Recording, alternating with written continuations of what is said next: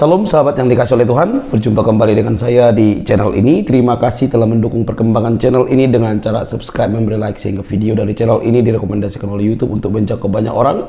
Teman-teman juga boleh memberikan komentar yang cerdas yang berkaitan dengan video yang saya upload dan dukung saya dengan cara men-share video dari channel ini di berbagai media teman-teman. Tuhan memberkati kita. Sahabat yang dikasih oleh Tuhan, kita memang sudah tahu bahwa orang ini sering berbohong dan berhalu ketika menyampaikan ceramah-ceramahnya, karena ceramahnya selalu berkaitan dengan Alkitab, menggali Alkitab dengan bermodalkan pencarian-pencarian yang menurutnya itu fakta. Sudah dibantah berulang kali, tetapi tetap juga dia pede banget gitu loh ya. Pede sekali, nggak tahu kenapa ini begitu pede, karena apa sudah putus urat malu atau apa, saya nggak tahu.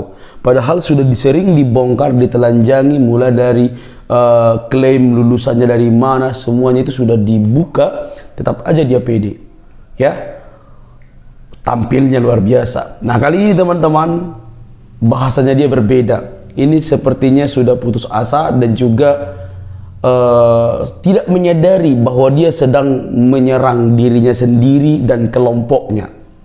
Dan kita harus setuju, kita dukung 1000% supaya perkataannya dia ini dia lakukan, karena apa yang dia katakan itu mesti kena kepada dirinya sendiri dan juga kepada teman-temannya yang sering bahas Alkitab. Siapakah dia dan apa yang dikatakan? Mari kita lihat selengkapnya. Ini dia videonya.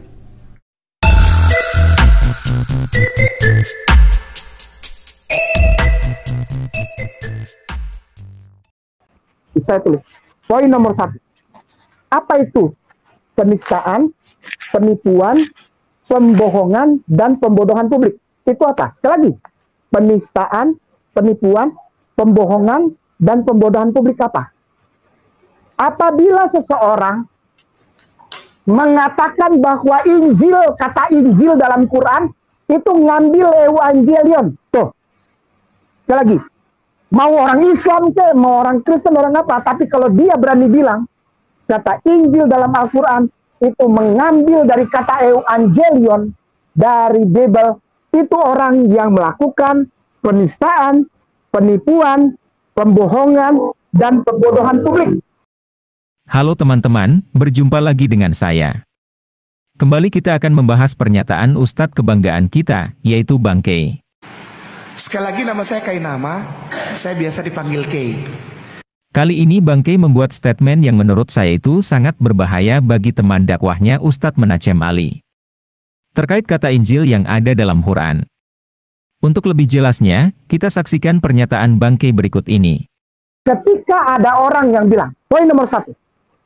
Saya tulis. Poin nomor 1. Apa itu penistaan, penipuan, pembohongan, dan pembodohan publik? Itu apa? Sekali lagi, penistaan, penipuan, pembohongan, dan pembodohan publik apa? Apabila seseorang mengatakan bahwa Injil, kata Injil dalam Quran itu ngambil Evangelion. Tuh, sekali lagi, mau orang Islam ke, mau orang Kristen, orang apa, tapi kalau dia berani bilang kata Injil dalam Al-Quran itu mengambil dari kata Evangelion dari Bible, itu orang yang melakukan penistaan, penipuan, pembohongan, dan pembodohan publik. Sekali lagi, kalau ada orang, mau Islam, Kristen, agama apapun, saya nggak peduli, dia melakukan penistaan, penipuan, pembohongan, dan pembodohan publik, kalau dia bilang kata Injil dalam Al-Quran itu menjiplak Evangelion, itu orangnya. Penistaan, penipuan, pembohongan, dan pembodohan publik. Cari aja yang suka ngomong gitu. Cari aja. Itu 4 pasal kena itu orang. Nah, loh. Ya, baik. Kita sudah dengarkan bersama bagaimana Bang Kay mengatakan bahwa jika ada orang, baik Kristen atau Islam yang mengatakan bahwa kata Injil itu diambil dari bahasa Yunani. Orang tersebut menurut Bang Kay sedang melakukan penistaan, penipuan, pembohongan, dan pembodohan publik. Ngeri teman-teman, pernyataan Bang Kay. Karena pernyataan ini justru senjata makan tuan. Apa yang disampaikan Bang Kay ini bertentangan dengan pakar filologi Muslim sendiri. Untuk teman-teman ketahui, filologi adalah studi tentang bahasa dalam sumber sejarah lisan dan tertulis. Siapa yang dituduh oleh Bang Kei telah melakukan penipuan, pembohongan dan pembodohan publik. Mari kita saksikan video berikut. Pak Ali nanya sedikit. Ya, nanya sedikit Pak. Kalau yang tadi Pak Ali sebutkan bahasa Koptik, Injil, dengan bahasa Yunani yang Evangelion, itu duluan mana Pak? Yang Koptik mengadopsi Evangelion atau Evangelion mengadopsi Injil Pak? Yang jelas kalau bahasa Semitik ya, kalau bahasa Amharik itu masuk kategori bahasa Semitik. Bahasa Semitik itu cirinya bisa dicari akar kata. Bisa dicari akar katanya. Misalnya, kalau bahasa Arab itu ada contoh kata masjid. Masjid. Akar katanya dari 3 huruf. Sajadah. Sin, jim, dal. Sajadah. Menjadi masjid. Nah, itu berarti pasti bahasa asli bahasa Arab. Masjid itu. Nah, sementara kata Injil itu tidak bisa diuraikan asal-usulnya dari bahasa Arab ataupun dari bahasa Ibrani ataupun dari bahasa Amharik. Ternyata itu memang diadopsi atau berasal dari bahasa Yunani yang mengalami semitisasi. Jadi inilah gejala bahasa. Kita harus menerima apa adanya. Memang analisisnya seperti itu. Saya belum menemukan satu ahli, walaupun era modern sekalipun, yang mengatakan bahwa istilah Injil itu berasal dari bahasa Suryani. Saya belum menemukan salah satu pengkaji modern yang mengatakan demikian. Kebanyakan para ahli ada semacam konsensus akademik bahwa istilah Injil atau Inggil itu diadopsi dari bahasa yang disebut sebagai bahasa Yunani. Mungkin saudara-saudara bisa baca buku ini. Ya. Judulnya The Foreign Vocabulary of the Quran, tulisan Arthur Jeffrey. Tetapi saya sudah bantah sebagian dari analisis beliau di dalam buku saya yang berjudul Aryo-Semitic Philology. Jadi salah satu alasan kenapa saya membahas dalam buku saya Aryo-Semitic Philology, hal yang paling mendasar saya mencoba untuk membantah sebagian argumentasi dari Arthur Jeffrey. Bukan berarti ini benar 100%. Perlu ada pembaharuan bila analisisnya tidak tepat. Tapi sebagian besar bisa dipertanggungjawabkan bahwa memang istilah Injil itu bukan asli bahasa Suryani, bukan asli bahasa Ibrani, dan bukan asli bahasa Amharik, tapi lebih dekat ada kaitan dengan bahasa Yunani atau Greek word yang disebut Evangelion.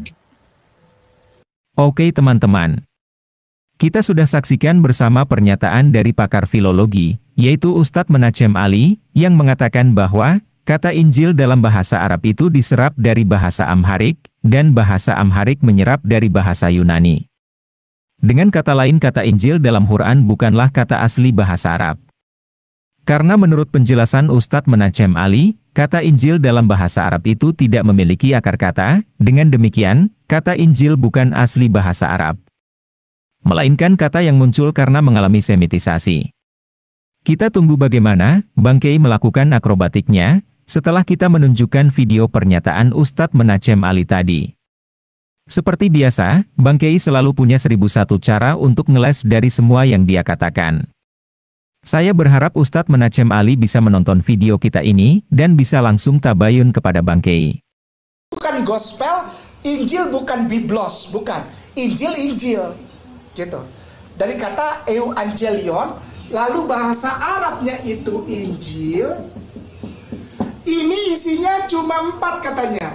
Cuma 4 gospel, atau gospel bukan Injil. Gospel bukan Injil. Bukan. Gospel itu catatan tentang Injil. Siapa yang bilang bahwa Injil itu Evangelion? Kita sudah dapat satu nih. Siapa? Penista agama, penipu publik, dan lain-lain. Siapa? Kainama sendiri. Kainama mengatakan bahwa Injil adalah Evangelion. Bahasa Arabnya Injil, katanya. Ini orang ini amnesia atau bagaimana? Tadi dibilang katanya kena 4 pasal kalau mengatakan Injil itu Evangelion. Tapi ternyata kayak nama sendiri yang bilang. Kita ulang sekali lagi, cobalah kalau kalian nggak percaya. Atau gos, bukan. Injil, gitu. Dari kata evangelion, gospel, Injil bukan gospel, Injil bukan biblos, bukan. Injil, gitu. Dari kata evangelion, lalu bahasa Arabnya itu Injil, evangelion, lalu bahasa Arabnya itu Injil. Ini isinya cuma 4 kata. Iya, ini orang. Baik teman-teman yang dikasih oleh Tuhan, kita sudah mendengar dengan baik Ustadz yang paling licin bibirnya ini untuk menafsirkan Alkitab. Ustadz yang mualaf langsung menjadi pengajar dan penceramah yang hebat dan disegani dan dipanggil sebagai Tuan Guru. Luar biasa. Teman-teman, ketika dia menyampaikan ini berita bohong, berita hoax, penyebar ini masuk dipenjarakan, maka harusnya dia juga kena, teman-teman. Di berbagai media teman-teman Kristen, dia juga mengajarkan, bahkan mengupas hal yang sama, mengupas perkataannya itu. Jadi ketika dia berkata seperti itu, harusnya dia juga kena terlebih dahulu, karena teman-teman yang lain sudah membahas dan membukakan keluar fakta bahwa dia pernah mengakui hal yang dia ucapkan. Nah, kali ini rekannya yang sering juga membahas tentang kekristenan, seluk-beluk kekristenan itu, ya bisa juga apa yang dikatakannya itu. Dan kita harus dukung, teman-teman Kristen harus dukung supaya dia bergerak untuk melakukan perkataannya. Dan saya percaya mereka akan kena sendiri. Kenapa? Mereka yang sering bahas Alkitab, lalu apa yang dia katakan itu merupakan yang bagus, ya kita dukung supaya orang-orang mengajarkan itu benar-benar sesuai dengan apa yang dikatakan oleh Ustadz ini. Jadi bagi saya justru senang kenapa? Untuk mendisiplinkan memang begitu ya.